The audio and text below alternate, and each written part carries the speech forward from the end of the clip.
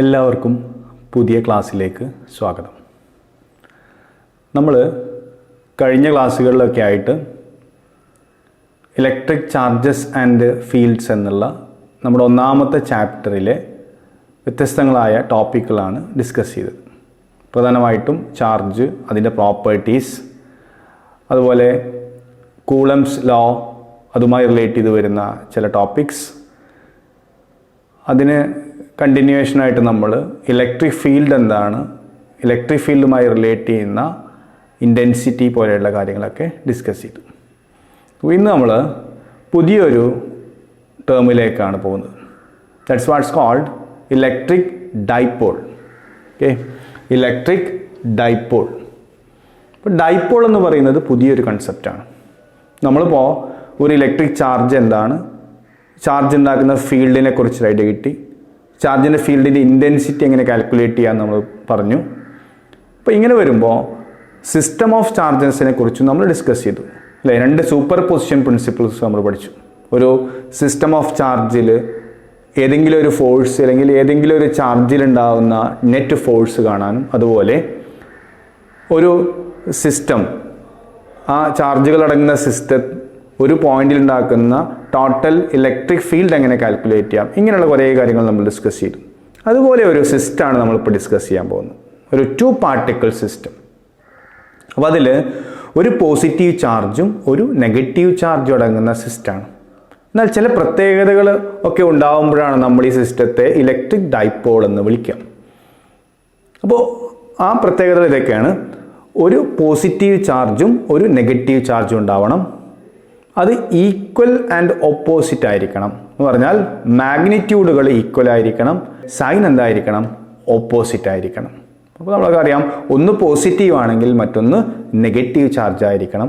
മാത്രമല്ല അവ തമ്മിലുള്ള സെപ്പറേഷൻ വെരി വെരി സ്മോൾ ആയിരിക്കണം. ഓക്കെ, ഇങ്ങനെ രണ്ട് ഈക്വൽ ആൻഡ് ഓപ്പോസിറ്റ് ചാർജസ് വളരെ അടുത്ത് നിൽക്കുന്ന ഇത്തരം സിസ്റ്റങ്ങളെ നമ്മൾ വിളിക്കുന്ന പേരാണെന്ത്? Electric dipole. ഓക്കെ, ഇപ്പോൾ നമ്മൾ കാണിക്കുകയാണെങ്കിൽ ഇങ്ങനെ വരയ്ക്കാം. ഒരു ചാർജ് അല്ലേ, പ്ലസ് ക്യൂ ചാർജ്, അതുപോലെ ഒരു minus Q charge, plus Q ചാർജും മൈനസ് ക്യൂ ചാർജും. അപ്പോൾ ഈക്വൽ ആയിരിക്കണം. നമ്മൾ Q1 Q2 എന്ന് എഴുതാത്തത് കൊണ്ടാണ്. ഇതിൻ്റെ മാഗ്നിറ്റ്യൂഡും രണ്ടാമത്തതിൻ്റെ മാഗ്നിറ്റ്യൂഡ് എന്തായിരിക്കണം? ഈക്വൽ ആയിരിക്കണം. പക്ഷെ ഒന്ന് പോസിറ്റീവ് ആണെങ്കിൽ മറ്റൊന്ന് നെഗറ്റീവ് ആയിരിക്കണം. അവ തമ്മിലുള്ള ഡിസ്റ്റൻസ് വെരി ഷോർട്ട് ആയിരിക്കണം. ഇങ്ങനെ ഒരു സിസ്റ്റത്തെ നമ്മൾ വിളിക്കുന്ന പേരാണെന്ത്? Electric dipole. അപ്പോൾ വാട്ട് ഇസ് ഇലക്ട്രിക് ഡൈപോൾ എന്നുള്ളതിൻ്റെ ആൻസർ ഫസ്റ്റ് പഠിച്ചു വെക്കുക. 2 equal and opposite charges separated by a very small distance is called electric dipole. Okay, അപ്പോൾ അങ്ങനെ ഒരു ഡെഫിനിഷൻ നമുക്ക് ഇലക്ട്രിക് ഡൈപോളിന് കൊടുക്കാൻ കഴിയും. ഇപ്പോൾ ഇലക്ട്രിക് ഡൈപോളിന് 2 ചാർജുകളുണ്ട്, അവയ്ക്കിടയിൽ ഒരു ഡിസ്റ്റൻസ് ഉണ്ട്. ആ ഡിസ്റ്റൻസും നമുക്ക് പലപ്പോഴും മെഷർമെൻറ്റിന് ആവശ്യമുണ്ട്.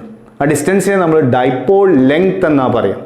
ഡൈപോൾ ലെങ്ത് എന്താണെന്ന് ചോദിച്ചാൽ സിമ്പിളാണ്. The distance between the 2 charges in a dipole. Dipole എന്ന് പറയുന്ന സിസ്റ്റത്തിലെ 2 ചാർജുകൾക്കിടയിലുള്ള ഡിസ്റ്റൻസിനെ വിളിക്കുന്ന പേരാണെന്ത്? Dipole length. ഈ ഡൈപോൾ ലെങ്ത്തിനെ നമ്മൾ ഡിനോട്ട് ചെയ്യുന്നത് 2a എന്ന് വെച്ചിട്ടാണ്. നമുക്ക് വേണമെങ്കിൽ a എന്നോ x എന്നോ r എന്നൊക്കെ കൊടുക്കാം. പക്ഷേ ട്രഡീഷണലി നമ്മൾ അത് റെപ്രസെൻറ്റ് ചെയ്ത് പോരുന്നത് 2a ആണ്. പല കാരണങ്ങളുണ്ട്. നോക്കൂ, ഇതിൻ്റെ സെൻട്രൽ 2a എന്ന് റെപ്രസെൻറ്റ് ചെയ്യാനുള്ള നമുക്ക് ചില ഒരു കാര്യങ്ങൾ കാൽക്കുലേഷൻസ് വരുമ്പോൾ കിട്ടുന്ന ഒരു അഡ്വാൻറ്റേജ് എന്താ വെച്ചാൽ ഇതിൻ്റെ സെൻട്രൽ പോയിന്റിൽ നിന്നായിരിക്കും മിക്കവാറും ഡിസ്റ്റൻസുകളൊക്കെ പറയാം. അപ്പോൾ സെൻട്രലിൽ നിന്ന് ഇങ്ങോട്ടും a ഡിസ്റ്റൻസ്, ഇങ്ങോട്ടും a ഡിസ്റ്റൻസ് അല്ലേ. ഇവിടുന്ന് കൊണ്ട് +a ഡിസ്റ്റൻസ്, ഇവിടുന്ന് കൊണ്ട് -a ഡിസ്റ്റൻസ്. ഇത്തരത്തിൽ നമ്മൾ എടുക്കാൻ എളുപ്പത്തിന് വേണ്ടിയിട്ടാണ് നമ്മൾ എന്ത് ചെയ്യുന്നത്? ഡൈപോൾ ലെങ്ത് 2a എന്ന് റെപ്രസെൻറ്റ് ചെയ്യുന്നത്. ഓക്കെ, എന്തായാലും നമുക്ക് ഇത്രയും ടേംസ് ഇവിടെ കിട്ടി. +q, -q and 2a. ഞാൻ ആൻസർ ഒന്നുകൂടി പറയാം. വാട്ട് ഇസ് ഡൈപോൾ എന്നുള്ള 2 equal and opposite charges separated by a very small distance is called electric dipole. Okay, നമുക്ക് ഇങ്ങനെ ഒരു സിസ്റ്റം കിട്ടിക്കഴിഞ്ഞാൽ ഈ സിസ്റ്റം ഉണ്ടാക്കുന്ന ഫീൽഡ് അല്ലെങ്കിൽ സിസ്റ്റം ഉണ്ടാക്കുന്ന പൊട്ടൻഷ്യൽ അല്ലേ, ഇത്തരം കാര്യങ്ങളൊക്കെ സ്റ്റഡി ചെയ്യേണ്ടി വരും. അപ്പോൾ ആ സിസ്റ്റത്തിൻ്റെ ഒരു മെഷർമെൻറ്റ് നമുക്ക് ഇമ്പോർട്ടൻ്റ് അല്ലേ. അപ്പോൾ ആ സിസ്റ്റത്തിൻ്റെ മെഷർമെൻറ്റ് എടുക്കുമ്പോൾ സാധാരണ ഒരു സിസ്റ്റത്തിൻ്റെ ചാർജാണ് പറയുക നമ്മൾ, അല്ലേ, നെറ്റ് ചാർജാണ് പറയുക. പക്ഷേ ഇവിടെ പ്രശ്നം നെറ്റ് ചാർജ് 0 ആണ്. കാരണം നമ്മൾ നെറ്റ് ചാർജ് കാണാനുള്ള കൺസെപ്റ്റ് പഠിച്ചിട്ടുണ്ട്, additivity of electric charge. Additivity പറയുന്നത് ഓരോ ചാർജും ഓൾജിബ്രായിക് സം ചെയ്താൽ കിട്ടുന്ന റിസൾട്ട് ആയിരിക്കും എന്ത്, നെറ്റ് ചാർജ്. അങ്ങനെ എടുക്കുമ്പോൾ ഇവിടെ നെറ്റ് ചാർജ് 0 ആണ്, അല്ലേ. ഇതിപ്പം +10 കൂളംബാണ്, ഇത് -10 കൂളം, ആൻസർ 0. ഇത് +100 കൂളംബാണ്, ഇത് -100 കൂളംബാണെങ്കിലും ആൻസർ 0. ഓക്കെ, അപ്പോൾ ഈ രീതിയിൽ വരുമ്പോൾ net charge of a dipole always equal to 0 എന്നൊരു ആൻസറിൽ നമുക്ക് എത്തിച്ചേരാൻ പറ്റും. പക്ഷേ ഇതിനൊരു ഫീൽഡ് ഉണ്ട്, ഇതിന് പൊട്ടൻഷ്യൽ ഉണ്ട്. അപ്പോൾ നമുക്ക് എന്ത് എക്സ്പ്രസ് ചെയ്യേണ്ടതുണ്ട്, ഇതിൻ്റെ മാഗ്നിറ്റ്യൂഡിനെ കാണിക്കുന്ന ഒരു ടേം എക്സ്പ്രസ് ചെയ്യേണ്ടതുണ്ട്. ആ ടേമിനെ നമ്മൾ വിളിച്ച പേരാണ് electric dipole moment. Electric dipole moment. Okay, അപ്പോൾ ഇനി നമ്മൾ ഡിസ്കസ് ചെയ്യാൻ പോകുന്നതിനെ കുറിച്ചാണ് ഇലക്ട്രിക് ഡൈപോൾ മൊമെൻറ്റ്. അപ്പോൾ എന്താണ് ഇലക്ട്രിക് ഡൈപോൾ മൊമെൻറ്റ് എന്നുള്ള കൺസെപ്റ്റ് നമ്മൾ കൊണ്ടുവരണം. കാരണം ഈ ഡൈപോളിന് ചുറ്റുഭാഗത്തുണ്ടാകുന്ന ഫീൽഡ് അതിൻ്റെ പോസിറ്റീവ് ചാർജും നെഗറ്റീവ് ചാർജും എവിടെ ഇരിക്കുന്നു അനുസരിച്ച് അതിൻ്റെ ഡയറക്ഷനൊക്കെ വ്യത്യാസപ്പെടുന്നുണ്ട്. ഓക്കെ, അപ്പോൾ അതിന് ഒരു മാഗ്നിറ്റ്യൂഡും ഡയറക്ഷനും ഉള്ള ഒരു ക്വാണ്ടിറ്റി ആയിട്ടാണ് നമ്മൾ ഇലക്ട്രിക് ഡൈപോൾ മൊമെൻറ്റിനെ കണക്കാക്കുന്നത്. ഡൈപോൾ മൊമെൻറ്റിൻ്റെ മാഗ്നിറ്റ്യൂഡായിട്ട് നമ്മൾ എടുക്കുന്നത് പി എന്നുള്ള ലെറ്റർ വെച്ചാണ് നമ്മൾ ഡൈപോൾ മൊമെൻറ്റിനെ ഡിനോട്ട് ചെയ്യുക. എന്താ ഡൈപോൾ മൊമെൻറ്റ് എന്ന് പറഞ്ഞാൽ ഈ ഡൈപോളിൻ്റെ സ്ട്രെങ്ത്തിനെ ഇൻഡിക്കേറ്റ് ചെയ്യാൻ വേണ്ടി നമ്മൾ യൂസ് ചെയ്യുന്ന ടേം ആണെന്ത്, dipole moment. P equal to എന്താണ്, ഇത് 2 ചാർജും കൂടി എടുത്താൽ 0 എന്ന് പറഞ്ഞു, അതുകൊണ്ട് അതിൽ ഒരു ചാർജ് എടുക്കാം, ഒരു ചാർജിൻ്റെ മാഗ്നിറ്റ്യൂഡ്, അല്ലേ. ദെൻ ഇൻറ്റു ഈ ഡൈപോളിൻ്റെ ഡൈപോൾ ലെങ്ത്തിനെ നമുക്ക് 2a എന്ന് വെച്ച് റെപ്രസെൻറ്റ് ചെയ്യാമെന്ന് പറഞ്ഞു. ഇതാണ് ഒരു ഡൈപോളിൻ്റെ ഡൈപോൾ മൊമെൻറ്റ് കാണാനുള്ള ഇക്വേഷൻ. ഓക്കെ, അപ്പോൾ നമുക്ക് എങ്ങനെ ഡിഫൈൻ ചെയ്യാം ഡൈപോൾ മൊമെൻറ്റിനെ. Dipole moment is the product of any one of the charge, like magnitude of any one of the charge and the distance between the two charges, അല്ലെങ്കിൽ the product of magnitude of one of the charge and the dipole length. ഈ രീതിയിലാണ് നമ്മൾ dipole moment എന്നുള്ള ഒരു ക്വാണ്ടിറ്റിയെ represent ചെയ്യുന്നത്. പക്ഷേ dipole moment ഒരു vector quantity ആയിട്ടാണ് നമ്മൾ കൺസിഡർ ചെയ്യുന്നത്. അപ്പോൾ അതിന് മാഗ്നിറ്റ്യൂഡ് മാത്രം പോരാ, ഡയറക്ഷന് കൂടി അസൈൻ ചെയ്യേണ്ടതുണ്ട്. കാരണം പലപ്പോഴും ഡൈപോളിൻ്റെ ഓറിയൻറ്റേഷനൊക്കെ മാറുമ്പോൾ അതുണ്ടാക്കുന്ന എഫക്റ്റുകൾ മാറുന്നുണ്ട്. അപ്പോൾ അതിൽ നിന്ന് നമുക്ക് എന്ത് മനസ്സിലാക്കണം, ഡൈപോളിൻ്റെ സ്ട്രെങ്ത് എടുക്കുമ്പോൾ മാഗ്നിറ്റ്യൂഡ് മാത്രം പോരാ, ഡയറക്ഷന് കൂടി വേണം. അപ്പോൾ നമ്മൾ ഡയറക്ഷൻ അസൈൻ ചെയ്തു. ഡയറക്ഷൻ നോക്കൂ, ഇതിൽ Q എന്ന് പറയുന്നത് സ്കാലാർ ക്വാണ്ടിറ്റിയാണ്. അപ്പോൾ P എന്ന് പറയുന്നത് ഒരു വെക്റ്റർ ക്വാണ്ടിറ്റി ആയിട്ട് എടുക്കുമ്പോൾ നമുക്ക് ഇവിടെ 2a ആണ് വെക്റ്റർ ക്വാണ്ടിറ്റി ആയിട്ട് ഇതിൽ വരുന്നത്. 2a എന്ന് പറഞ്ഞാൽ ഡൈപോൾ ലെങ്ത് ആണ്. ഡൈപോൾ ലെങ്ത്തിനാണ് നമ്മൾ വെക്റ്റർ സൈൻ ഇവിടെ അസൈൻ ചെയ്തിട്ടുള്ളത്. അപ്പോൾ ഇതിൻ്റെ ഡയറക്ഷൻ നമ്മൾ എപ്പോഴും നോക്കണം. ഡൈപോൾ മൊമെൻറ്റിൻ്റെ ഡയറക്ഷൻ നമ്മൾ പറയുന്നത് -q ചാർജ് ടു +q ചാർജാണ്. ഇതാണ് ഡൈപോൾ മൊമെൻറ്റിൻ്റെ ഡയറക്ഷൻ. ഡൈപോൾ മൊമെൻ്റ് എന്നുള്ള ഫിസിക്കൽ ക്വാണ്ടിറ്റിയുടെ ഡയറക്ഷനായിട്ട് കണക്കാക്കുന്നത് ഡൈപോളിൻ്റെ നെഗറ്റീവ് ചാർജിൽ നിന്ന് പോസിറ്റീവ് ചാർജിലേക്കാണ് ഇതിൻ്റെ ഡയറക്ഷനായിട്ട് നമ്മൾ എടുക്കാറ്. അപ്പോൾ അതൊന്ന് ശ്രദ്ധിച്ച് വെക്കുക. അപ്പോൾ പുതിയൊരു ക്വാണ്ടിറ്റി നമ്മൾ പഠിച്ചു, ഡൈപോൾ മൊമെൻറ്റ്. ഓക്കെ, ഇനി ഡൈപോൾ മൊമെൻറ്റിന് യൂണിറ്റ് ഉണ്ടാവാം, അല്ലേ.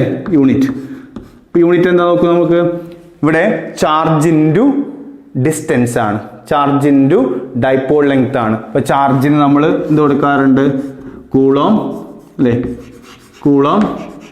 ദെൻ ഡിസ്റ്റൻസ് നമുക്ക് എന്ത് കൊടുക്കാം, മീറ്റർ കൊടുക്കാം.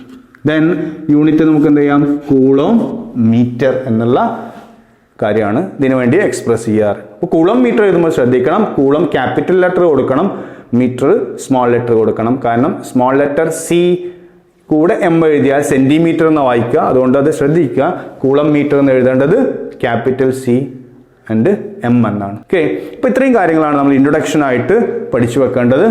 ഡൈപോൾ എന്താണ്, ഡൈപോൾ മൊമെൻ്റ് എന്താണ്, അതിന് യൂണിറ്റ്, അതിന് മാഗ്നിറ്റ്യൂഡ് എങ്ങനെ കാൽക്കുലേറ്റ് ചെയ്യാം, ഡയറക്ഷൻ ഏതാണ്. ഇനി നമ്മൾ ഡിസ്കസ് ചെയ്യാൻ ഉദ്ദേശിക്കുന്നത് electric dipole in A uniform electric field. ഒരു ഡൈപോള് ഒരു എക്സ്റ്റേണൽ ഫീൽഡിൽ ഇരുന്നാൽ ഉണ്ടാവുന്ന കാര്യങ്ങൾ എന്തൊക്കെയാണെന്നുള്ള. ഒരു എക്സ്റ്റേണൽ ഫീൽഡ് ഉണ്ടാകുമ്പോൾ അവിടെ ഡൈപോളിലൊരു ഫീൽഡ് ഉണ്ടാവും. ആ ഫീൽഡ്സ് തമ്മിൽ ഇൻറ്ററാക്ട് ചെയ്യുമ്പോഴാണ് ഫോഴ്സ് ഉണ്ടാകുന്നത്, അല്ലെങ്കിൽ അതുപോലെയുള്ള കാര്യങ്ങളൊക്കെ ഡെവലപ്പ് ചെയ്യുന്നത് നമ്മൾ പഠിച്ചു. ഇപ്പോൾ ഒരു ഫീൽഡ് ഉണ്ടെങ്കിൽ ആ ഫീൽഡിൽ ഒരു ചാർജ് ഇരുന്നാൽ എന്തൊക്കെ സംഭവിക്കും നമ്മൾ ആദ്യം അറിഞ്ഞിരിക്കണം. അപ്പോഴാണ് ഡൈപോളിൻ്റെ കേസിലേക്ക് നമുക്ക് പോകാൻ പറ്റുള്ളൂ.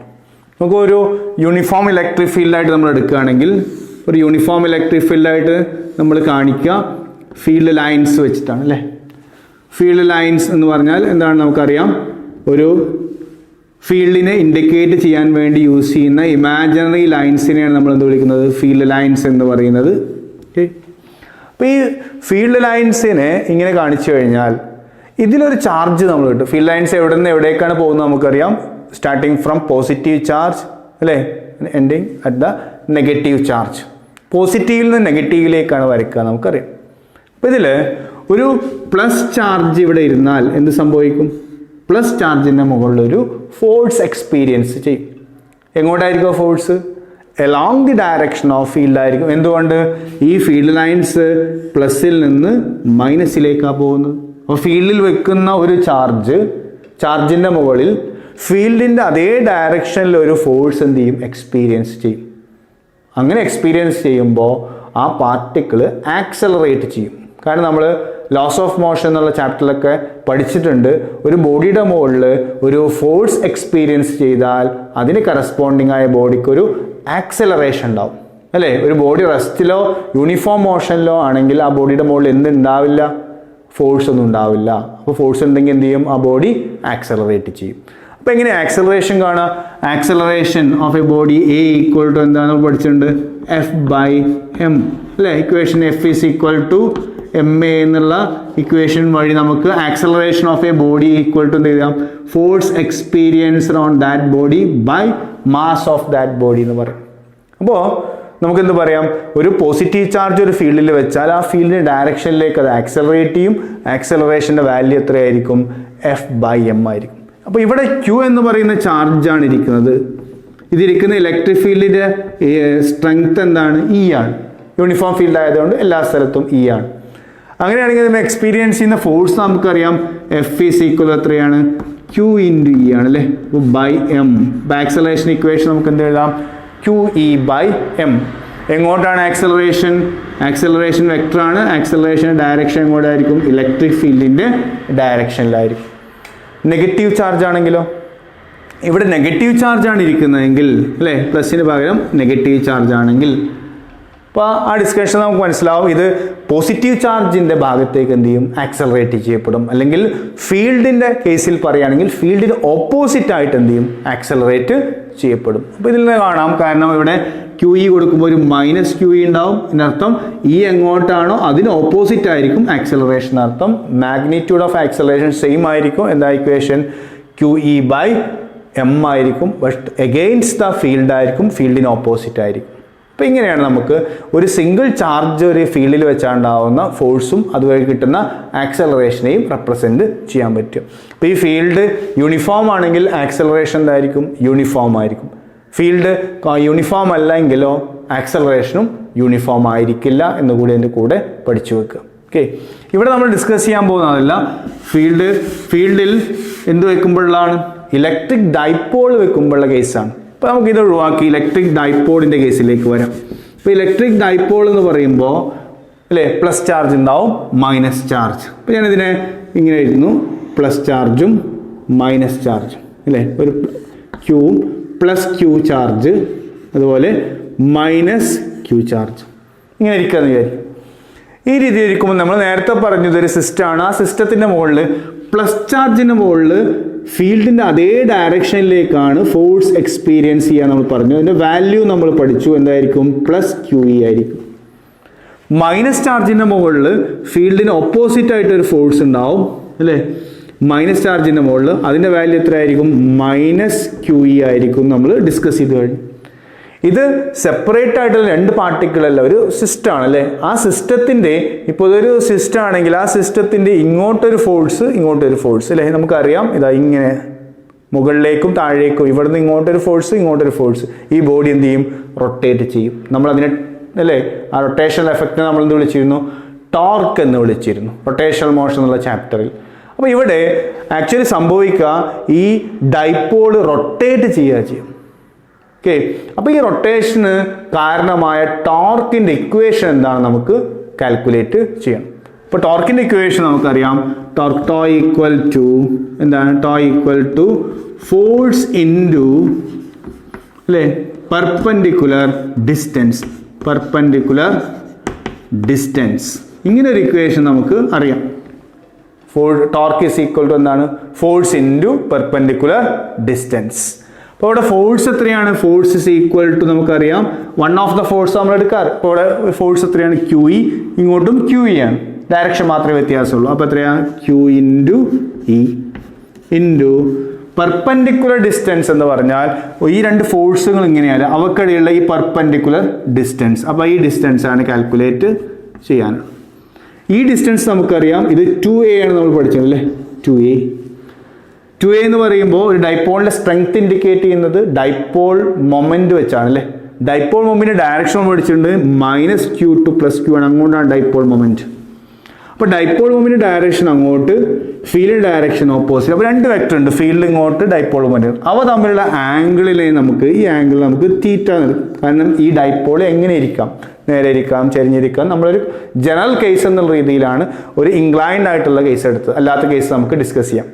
അപ്പോൾ തീറ്റ ആംഗിളിലാണ് ഇരിക്കുന്നത് എന്ത്, ആ ഡൈപോളിൻ്റെ ഡൈപോൾ മൊമെൻറ്റും അവിടെയുള്ള ഫീൽഡും തമ്മിലുള്ള ആംഗിൾ തീറ്റയാണ്. അങ്ങനെയാണെങ്കിൽ ഈ 2a അല്ലേ ഈ സൈഡാണ് അല്ലേ, ഓപ്പോസിറ്റ് സൈഡ് എന്ന് വേണമെങ്കിൽ പറയാം.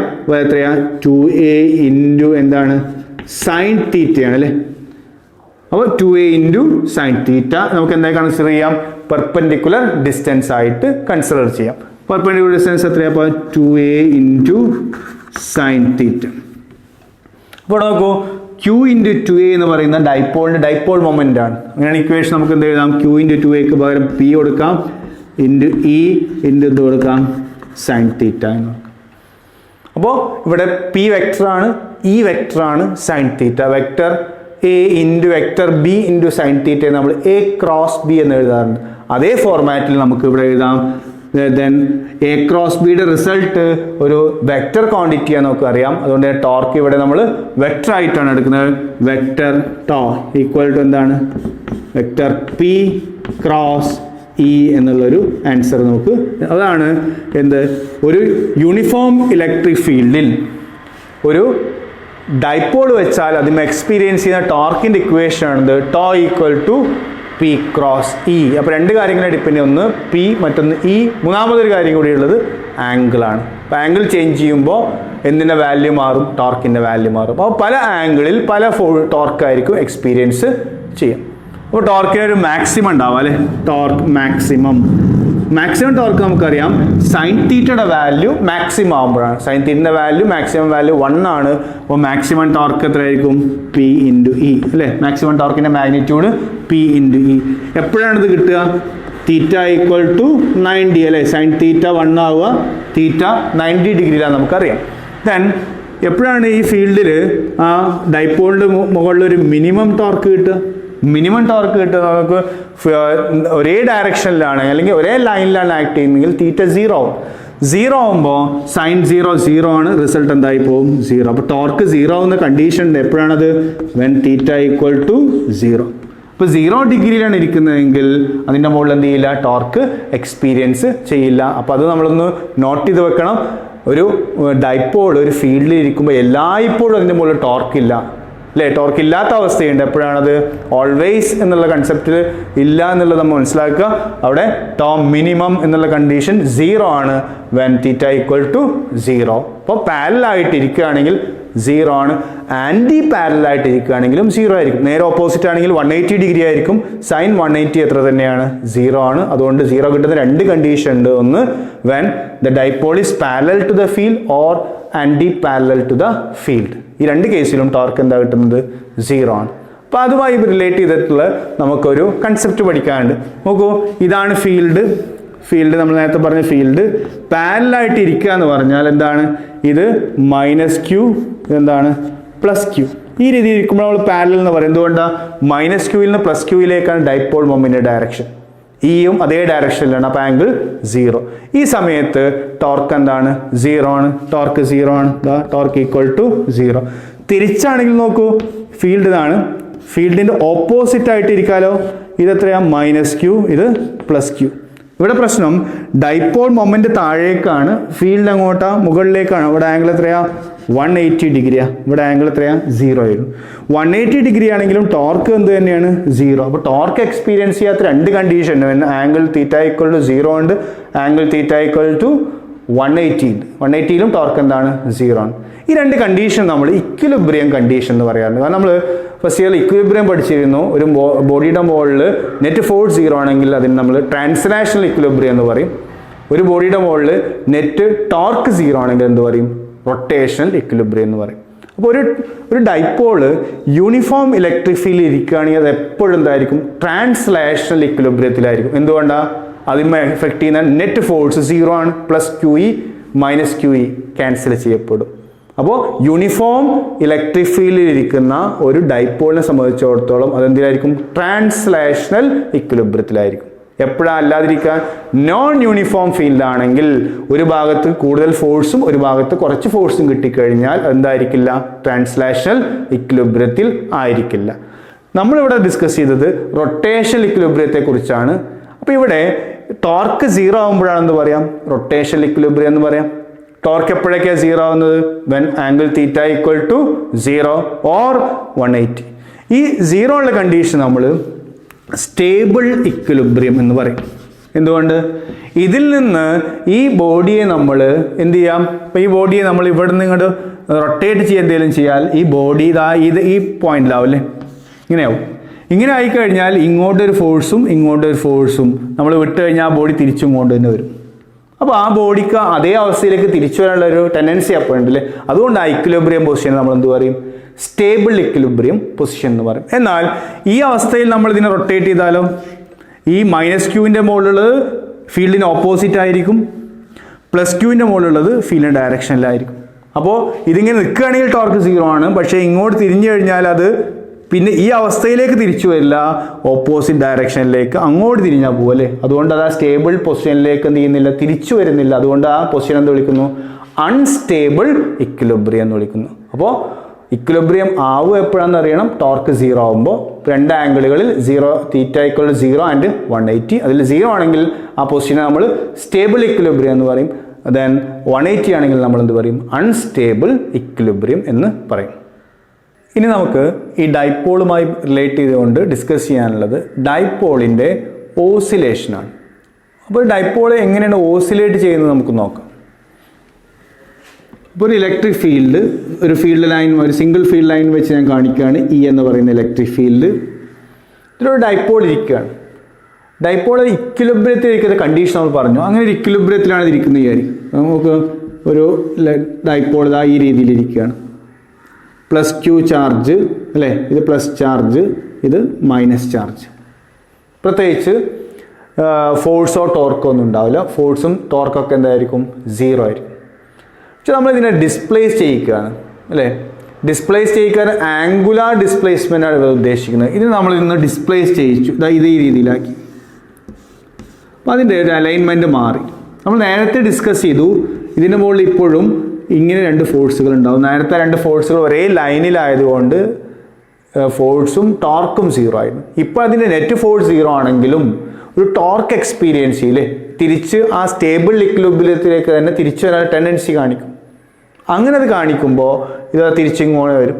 ഇങ്ങനെയൊന്നും ഇവിടെ എത്തുമ്പോൾ അത് അവിടെ റെസ്റ്റിലേക്ക് മാറില്ല. കാരണം ഈ ടോർക്ക് കൊണ്ട് ഇത് റൊട്ടേറ്റ് ചെയ്ത് ഇവിടെ വരുമ്പോൾ നെറ്റ് ടോർക്ക് 0 ആവും. നെറ്റ് ടോർക്ക് 0 ആവുമെന്ന് പറഞ്ഞാൽ ആ ബോഡി ഏത് അവസ്ഥയിലാണോ ആ അവസ്ഥ കണ്ടിന്യൂ ചെയ്യും. അപ്പോൾ ഇത് റൊട്ടേറ്റ് ചെയ്തുകൊണ്ടേയിരിക്കുമ്പോൾ ടോർക്ക് 0 ആവുമ്പോൾ ആ റൊട്ടേഷൻ അത് കണ്ടിന്യൂ ചെയ്യും. എന്ന് പറഞ്ഞാൽ ഇങ്ങനെ വന്നത് ഓപ്പോസിറ്റ് ഡയറക്ഷനിലേക്ക് തിരിയാൻ തുടങ്ങും. ഈ ഡയറക്ഷനിലേക്ക് ഇങ്ങോട്ട് വന്ന് തിരിയുമ്പോൾ ഇതിൻ്റെ മുകളിൽ ഇങ്ങോട്ടും ഇങ്ങോട്ടും ആവും. നോക്കൂ, അപ്പോൾ ഇങ്ങനെ ഇക്വിലിബ്രിയത്തിലായിരുന്ന ഒരു ഡൈപോളിനെ നമ്മൾ എന്ത് ചെയ്തു? ഡിസ്പ്ലേസ് ചെയ്യിച്ചു. അപ്പോൾ അത് ഫ്രീ ആയാൽ എന്ത് ചെയ്തു? അത് റൊട്ടേറ്റ് ചെയ്യാൻ തുടങ്ങി. റൊട്ടേറ്റ് ചെയ്ത് വന്ന് ഇങ്ങനെ വന്ന് ഇക്വിലിബ്രിയത്തിൽ സ്റ്റോപ്പ് ചെയ്യില്ല. ഓപ്പോസിറ്റ് സൈഡിൽ ഒരു പ്രത്യേക തരത്തിലെത്തുമ്പോൾ എന്ത് ചെയ്യും? സ്റ്റോപ്പ് ചെയ്യും. വീണ്ടും എന്ത് ചെയ്യും, ഓപ്പോസിറ്റ് സൈഡിലേക്ക് വരും. ഇങ്ങനെ ഒരു ആംഗുലാർ ഓസിലേഷനാണ് ഉണ്ടാക്കുക ഡൈപോൾ, ഒരു ആംഗുലാർ ഓസിലേഷൻ. അങ്ങനെ ഒരു ആംഗുലാർ ഓസിലേഷൻ ഉണ്ടാക്കുന്നുണ്ടെങ്കിൽ പീരീഡ് ഓഫ് ഓസിലേഷൻ എത്ര ആയിരിക്കും എന്നാണ്. ഓസിലേഷനൊക്കെ നമ്മൾ സിമ്പിൾ ഹാർമോണിക് മോഷൻ്റെ അണ്ടറിലാണ് പഠിക്കാറ്. അപ്പോൾ അത് വെച്ച് ഇതിനെ ഇങ്ങനെ സോൾവ് ചെയ്യാം. അപ്പോൾ ഇവിടെ രണ്ട് ടോർക്ക് എക്സ്പീരിയൻസ് ചെയ്ത് നോക്കൂ. ഇതിൻ്റെ മുകളിൽ പി ക്രോസ് എന്ന് പറയുന്ന ഒരു ടോർക്ക് ഉണ്ട് അല്ലേ, പുറമേ ഇതാ ഞാൻ നേരത്തെ പറഞ്ഞു ഇതിങ്ങനെ വന്ന് ഇവിടെ സ്റ്റോപ്പ് ചെയ്യാത്തതിന് ഇനേർഷ്യ ഉണ്ടല്ലേ, ഒരു ഇനേർഷ്യൽ ടോർക്കും ഉണ്ട്. ഇനേർഷ്യൽ ടോർക്കിന് ഇക്വേഷൻ നമ്മൾ പഠിച്ചിട്ടുണ്ട്, ഐ ആൽഫയാണ് അല്ലേ. ഐ എന്ന് പറഞ്ഞാൽ റൊട്ടേറ്റ് ചെയ്യുന്ന ബോഡിയുടെ മൊമെന്റ് ഓഫ് ഇനേർഷ്യ എന്ന് പറഞ്ഞാൽ നമ്മുടെ ഡൈപോളിന്റെ മൊമെന്റ് ഓഫ് ഇനേർഷ്യ. ആൽഫ എന്ന് പറഞ്ഞാൽ എന്താണ്, ആംഗുലാർ ആക്സിലറേഷൻ.